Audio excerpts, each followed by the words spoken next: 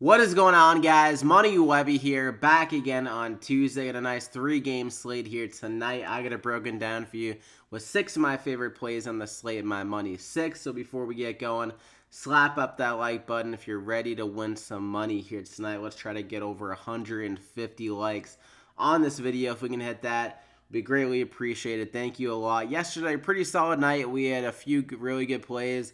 Hassan Whiteside did really well. Jonas Valanciunas had a solid night. And also Marvin Bagley returned good value. Ben Simmons, he was on pace for a really good night in the first half. He had like a double-double, 12 points, 12 rebounds. And then the second half, I think he literally scored 2 points and had like 1 rebound or something like that. He was absolutely putrid. Missed a ton of shots in the second half. Really bad, so that sucked. And also Eric Bledsoe, it was really passive. He only had 5 shots. Brogdon was the more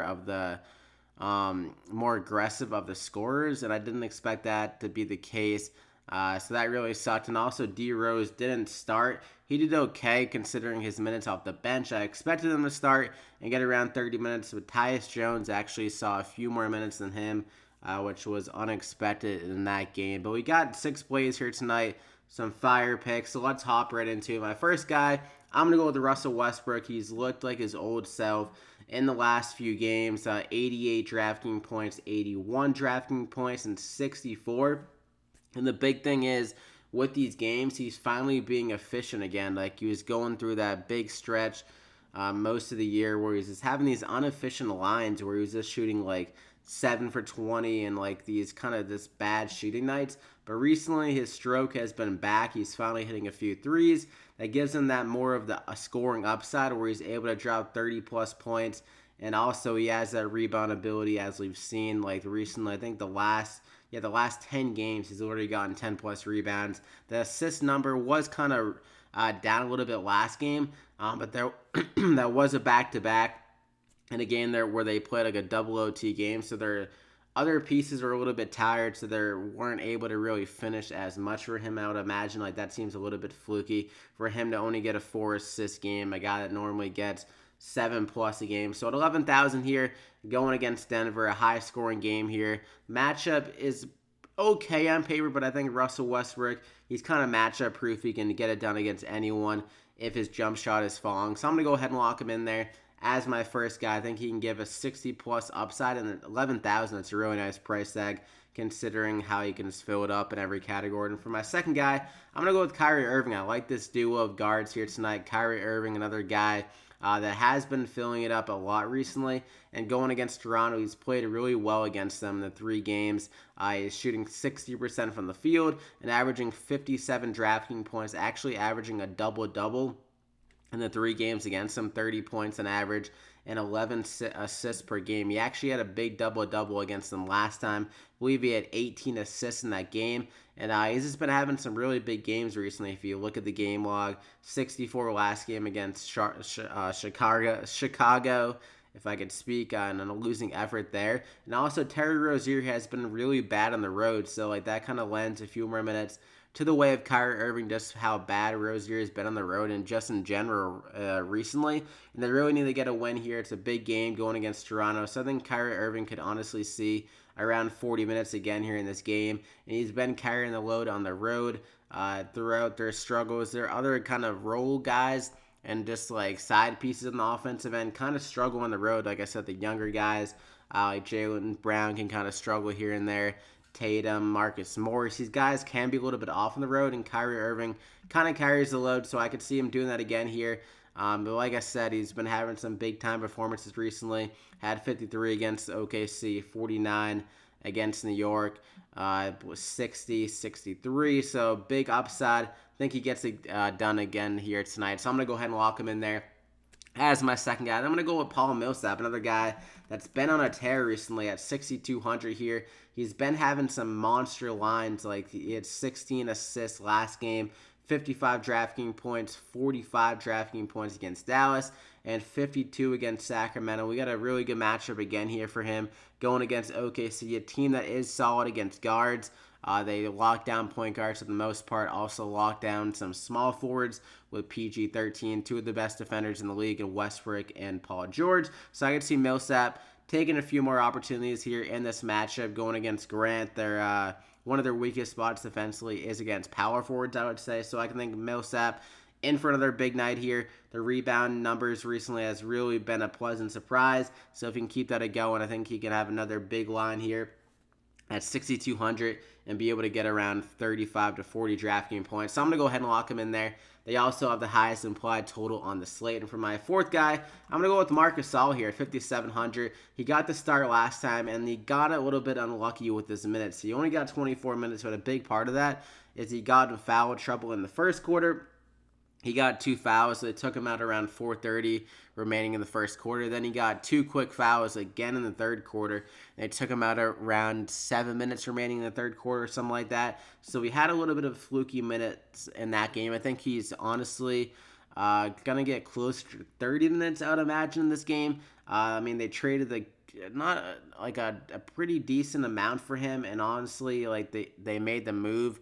I feel like for him to get those starter kind of minutes, 30 minutes, and the Bach kind of be like that 20 to 25 minutes off the bench. So I could see Marc Gasol getting a few extra runs, or a few extra minutes here in this game, and going against Celtics, one of the better matchups you have against him on the court, I think personally is against the center position. Al Horford, he is solid all around, but his defense it can be a little bit lacking sometimes, and I think Marc Gasol can get the better room in this game. So like I said, a few extra minutes here in this game. You played pretty well against Orlando. That is honestly a tough matchup against centers. And he dropped to 16, 5-5 in 24 minutes. So had a solid game. Think he can have another good one here. He can a guy that can fill it up due to his good passing ability at the center spot. So I'm going to go ahead and lock him in there as my fourth guy. Then I'm going to go with Dodson. The theme of this video is guys is on tears recently, and Dodson is another one of these guys. His minutes have been really solid, a lot of shots going up. So just based on a trend aspect here, he's doing everything you like for him, like to see a DraftKings kind of player do. High usage recently, 17, 16, 16 shots the last three.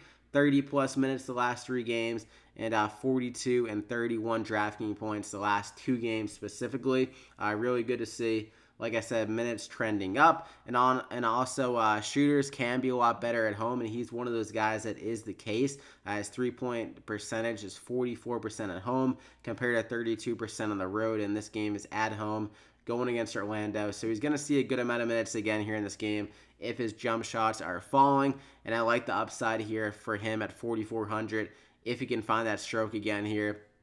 And I think he'll be able to do it at home in New York. So I'm going to go ahead and lock him in there as my fifth guy. Then I'm going to go with Gordon Hayward. Like I said, this is a really big game for the Celtics. They're going through another rough patch against that loss against Chicago has some people raising some question marks, but a big win here against Toronto can put those question marks, I think, to rest, and Gordon Hayward can be a big reason why. I mean, he was looking pretty damn solid before the All-Star break, suffered that ankle injury in practice, but he came out and played against Chicago. Wasn't really that active. It was kind of the Kyrie Irving show. I think he can step up alongside Kyrie Irving in this game on the road and kind of just have more minutes for him. At the 4, I could see Marcus Morris has been a little bit hot and cold recently, but I think Gordon Hayward could play closer to 30 minutes in this game if he's feeling better from the ankle injury. He definitely has a little bit of a risk involved to him because he does have these games where he's just not very active at all on the offensive end, like last game against Chicago. But when the guy is putting up some more shots, he can fill it up, as we saw in a few of these games before the All-Star break. And going against Toronto, he's actually been like the second best player to Kyrie Irving, just scoring-wise and just like kind of filling it in like every single game. If you look at the game logs in the 3 games against them, he's averaging 30 minutes. One of those games did go to OT, so he got extra minutes in that one.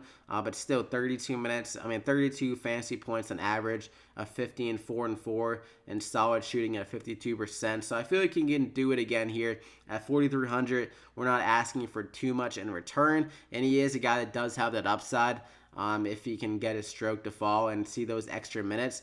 Not his stroke to fall, his jump shot to fall. So I'm going to go ahead and lock him in there, though, as my final guy. So you got your money 6. You got Russell Westbrook, Dodson, Gordon Hayward, Paul Millsap, Marc Gasol, and Kyrie Irving. Some really big upside again here on a lot of these guys. Westbrook, like I said, he can go for like 70 any single night. I think he can do that again here going against Denver. Dodson, he can go for 30. Hayward, he can go for 30. Millsap, he could go for 40. Gasol could honestly go for 35 to 40 in that matchup. Kyrie could go for 50, maybe even 60 if he catches fire. But that is it for the plays. Hope you guys enjoyed. Drop a like in the video. Like I said, 150 likes means a lot. Really helps me out so I can continue to bring these videos to you every single day. Subscribe to the channel as well to not miss out on any single NBA DraftKings advice and just kind of talking through my plays. You don't have to run these guys out, but just some thoughts on 6 of my favorite guys. So follow me on Twitter, though, as well, at MoneyWebby for any updates in the plays, as some injury news could come out during the day and kind of change up some value, and I could tweet out a few more plays that make sense. But good luck here tonight, and we'll see you back here again next time.